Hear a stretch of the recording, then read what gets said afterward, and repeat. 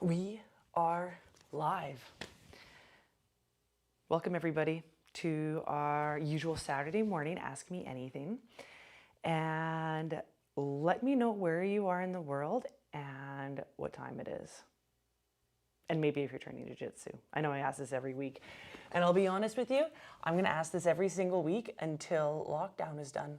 So probably the rest of our life. I'm just kidding. So where are you guys in the world? What time is it? Are you training? And of course, send over any questions that you have having to do with yoga for BJJ and stretches and all that jazz. I'm just pretending to be a tech person, make sure I'm all ready to rock. And you know what? That old saying, fake it till you make it, kind of works, because I just faked all this tech stuff and it seems to have gone really, really well. They did have to have a couple coffees to make it work though. So yeah, any questions you got? Or if you just want to talk about jiu-jitsu or you want to talk about, well, life, I'm not sure how much I can help you, but I can definitely try. And today I have actually we're greetings from, wow, Croatia. Hello. Greetings from Canada. That's one thing I thought is so cool with Yoga for BJJ. It connects people from all over the world. I'm like, that's just really, really cool. And today I'm really excited because we have our instructors course coming up. And we'll post stuff so you guys can all see, but it's people connected again from all over the world. Like last one we had someone from Alaska and just everywhere. It's super, super cool. So yeah, it'll be good. And today we have on the agenda talk, I've had a lot of questions about when to do yoga and what type of yoga and how long and all that jazz. And honestly, something is better than nothing, right? Like people are like, how long should each session be? And Adam did up a really, really cool blog post on our blog.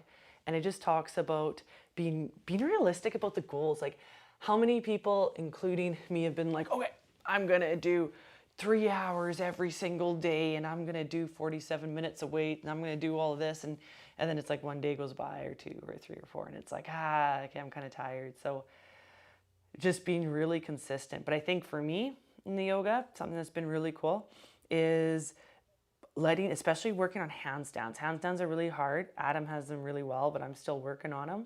I think it's from the notoriously tight shoulders from doing kickboxing for so many years and not stretching, but just being really consistent. So whether it's 10 minutes a day, 20 minutes a day, just finding a time to do it and being consistent and letting go of the outcome. Because I know for me, I really I think all of us are jiu-jitsu people, right? So we're always like, oh, I need to get this attack. I need to get this submission. I need to get this. And so it's like, I always want that outcome, whatever it takes to get that outcome. But yoga for BJJ is really humbling in the sense because it doesn't allow me to focus on the outcome because it comes so incredibly slowly. So it's like, okay, I'm just gonna do my yoga today. I'm just gonna practice today. That's all I'm gonna do. And then kind of letting go of the outcomes. So that's something that's been a really, really interesting process. And you just hit the mats, put the work in. Jiu-jitsu is not that different. You hit the mats, you put the work in. And depending on what type, and of course I'll interrupt myself, I always do. You have to keep that tradition up.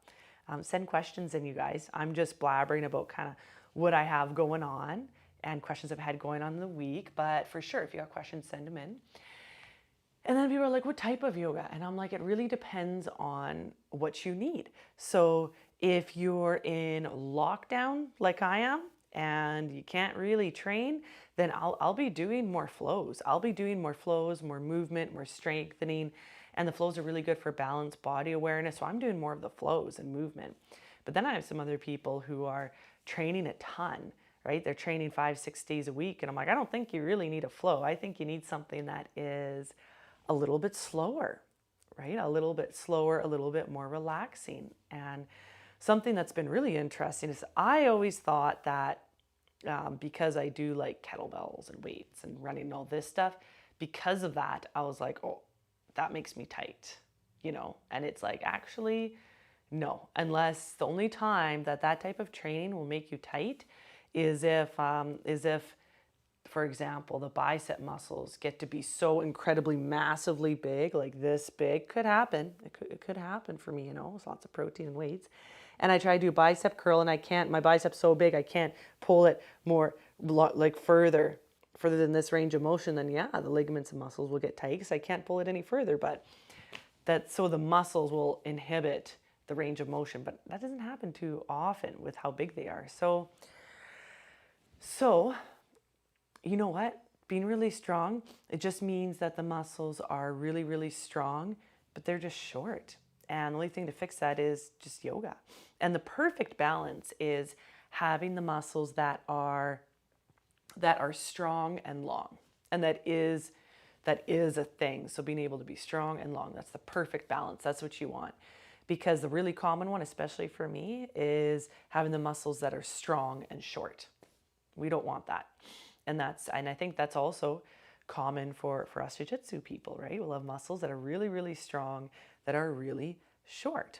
And like an example for that could be even like the quad. It's really strong, but the connecting on the end ranges might be a little bit short. And then that decreases the range of motion. It gets really tight, starts to pull in the back. There's all types of other things. So it is possible, giving hope out to the world. It is, and I'm testing this theory out. It is possible to have muscles that are strong and long. Another one, which is interesting, is especially in the outer hips, is having muscles that are weak and short. And there's like different areas of the bodies may have different combinations of these. So weak and short. And that's actually really common for, I find for a lot of us, the outside of the hips, right? Because we don't really strengthen them very often. Like a great strengthener, there is some in the flows, but a great strengthener is like, you know, this old chestnut. You go back to, was it the 80s with the leg raises, and then everyone's just like laughing. This looks hilarious, but I think they were onto something. Maybe the headbands and stuff, they're definitely onto something, but that strengthens the outside of the hips. And when we move into jiu-jitsu, we're always doing our scissor sweeps and using the outside of those hips, even bump sweeps, moving over. Obviously that's hips, but you also use the outside of the hips. We demand a lot from them. So that's why a lot of the time they're tight, because they can get to be weak and short.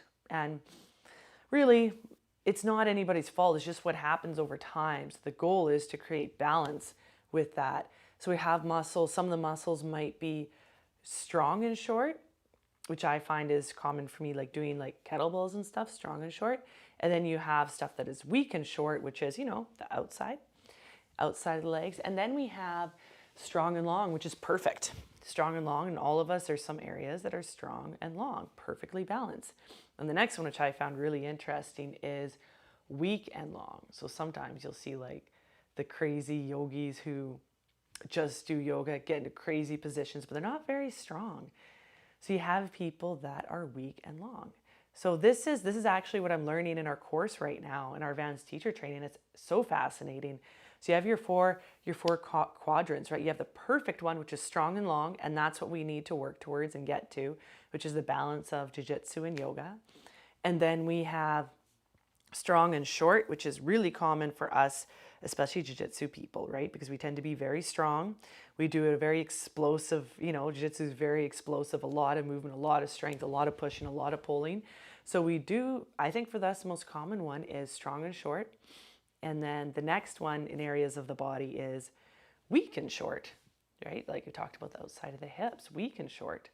And then honestly, I haven't met too many people where it's like weak and long, not too many of those in us. Obviously, there will be some muscles like that, but mostly for us jiu-jitsu people, it'll be, yeah, short and long. So the goal is to balance all of that, right? To create that perfect amount of balance. And moving through this, I'm learning how important that is, but also not only just how important it is, how accessible it is.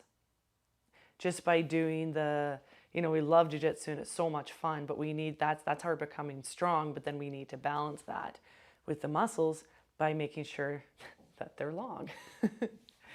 May make us taller, may make us not taller, I'm not sure. So, and really, the answer to how much yoga every day and what type of yoga, it's basically what you can do time-wise and what you need. And I just found that to be really, really interesting, how there's yoga for everything, right? And for us athletes who do, depending on, like I know when I was training a ton, getting ready for tournaments, back in the day when they had regular tournaments, I know. I just read back on that, my diary. I'm like, oh yeah, regular tournaments back in 2000. My last one was 2019. Imagine that. It was actually in London. That was super cool. And I forgot where I was going. I went on my own tangent. And when I'm getting ready for these tournaments and training a lot of jiu-jitsu and weights and running and kettlebells, all this, I'm like, I'm exhausted. I don't really need a yoga flow. I don't need a crazy flow. I need something slower. Maybe on a day off, a bit of an active flow, nice slow flow would be nice, but I'm tired. So basically you got to listen to your body. Or if you're feeling like really good and I need a workout, okay, let's go into a flow. Let's do something more active. So it's really like how you're feeling. But I find, especially for us jiu-jitsu athletes, even to get started, the yoga for rocks is really good because it's slower stretches and it creates that baseline of lengthening the muscles. So I found that to be really, really interesting because that's how I am. And if you guys have questions on that, make sure to send them all over, right? Make sure to send over your questions or any areas where you might feel like, man, this is super tight. And it's fun to dissect it going, okay, so maybe the hamstrings are really tight. And my question is, okay, the hamstrings, they're so often tight because we're bending our legs a lot in training, but also how often are we strengthening them? And there's some of us that will like, okay, the perfect weight regime, all that will work on like strengthening them and it's really good. Then the question is, are they strong and short or are they strong and long? Are they weak? Like what's going on with them? So with the hamstrings, it's really common all the time. Oh, my hamstrings are so tight. Number one is they're bent all the time. So often, right? Like I want to say 80% of the time, maybe 70, that's a dangerous ratio. 67.4% of the time, the legs are bent, especially in jiu-jitsu, right? And my next question is, are you doing some type of weights or deadlifts or whatever to specifically strengthen them or not? And if you are doing some specific type of weight to strengthen them, there's a chance that they are strong, maybe short, right? Strong and short. If you're not doing some type of strengthening with them, then maybe they're weak and short. But either way, we need to throw some yoga in there and maybe some yoga with strengthening. And that will make the biggest difference because the hamstrings are a massive group going right from the butt to behind the knee. So if we look at how big that group of hamstrings are, if those guys, and even like it even crosses down a little bit too, if those are tight and weak or strong and tight, then that affects our legs. And if the hamstrings are limber, we're like, oh man, we can do so much more with it. So if you're like a big person who's doing lots of weights and you've got your perfect regime set out and you've got lots of like your perfect hamstring workout, or almost perfect, then just the generic hamstring stretches. Extend one leg out, reach for the toes. You can grab your jiu-jitsu belt. This old timeless classic, right? Got my belt up here. You can grab your jiu-jitsu belt. Or if you don't have a belt, a towel, right? And then this old guy. So this one is really nice for the hamstrings. And if they're pretty strong, just move through this. However, for most of us, and it's okay, it's just how it goes. If you're like a majority of us that don't really focus on the hamstrings or strengthening them, okay, we need to move through some strengthening. And we have a couple really cool videos, if you search hamstrings, that also strengthen them. And one of my favorite ones, this is just simple, right? I think we put together a video of this in the hamstring one not too long ago. You could just search hamstrings in the search bar, but where we go through the half splits, right? It'll be one leg down, one up, or King Arthur's pose, as we like to call it. And you can shift like the hips forward for the front of the hip flexor, but then back, making sure I'm still on screen here. And instead of being passive and allowing the stretch to just relax, try bending the leg, push the heel into the ground, and pull the heel to hips. So instead of being passive and just allowing it to stay, the hamstrings need a bit of a workout and engagement. Just bend the leg a little bit, push the heel into the ground right away. You'll start to feel the back of the leg talking to you, and then pull the heel to hips. So that will start activating those hamstrings and getting them to talk to you. And another one, which is really, really cool, is we go through this one you got to be warm for, but Sebastian did just a legendary flow. I just love it. But we'll move from, I got to make sure I'm still on camera, but I think we're okay. We'll move from down dog, and then you bring one leg up and then go up to, actually I'm going to go on this side. That's my less sore knee. And then we'll move up to the flying warrior. So this is stretching, but also strengthening, because we go from flying warrior to bringing the opposite leg up, right? So that's just such a, these mats are so thick, they're hard to balance on, but it makes my balance better, right? So moving through here. So that one you want to do in a float, it's a little bit warmer, but there's a lot of secret ways to go through strengthening those hamstrings. Hey, crazy beardo, how's it going? So that's kind of my rant on the interesting part of strengthening, lengthening, talking about the hamstrings. And it's, the thing is, it can be as simple as let's just stretch them, or it can become a little bit more complex where you ask, how strong are they? And if they're strong, let's get some length to them. If they're strong and short, let's get some length to them. If they're weak and short, let's get some length and strength to them. So it's really, really cool when you start taking that apart. And when you do, hey Dario, how's it going? So if you do, then it's really cool how balancing the body in that way can positively affect the jiu-jitsu. And did you teach Jake Paul the warm-up he did the other day? I'm not sure. I need more information. Jake Paul, who's that? Jog my memory. Jog my memory. Jake Paul. Jake Paul. Is that the yoga for BJJ warm-up you did? We had, the only reason why I'm not sure is because we've had last 2 instructor courses, we've had 2 sets of people. Adam had one and then I had one. So we had 2 sets of people.